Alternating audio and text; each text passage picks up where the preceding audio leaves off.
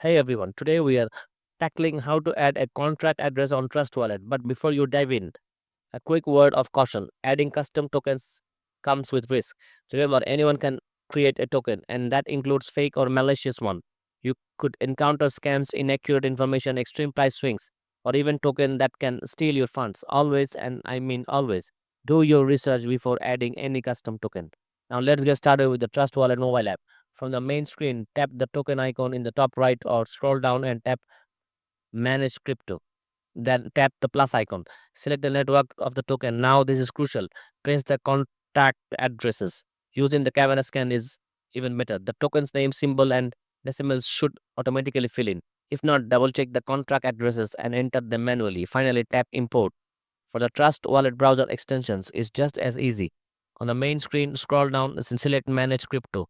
Tap the plus icon, choose the network, and paste the contract address.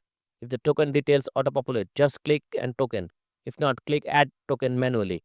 Fill in the token type, name, symbol, and decimals, then click Add Token.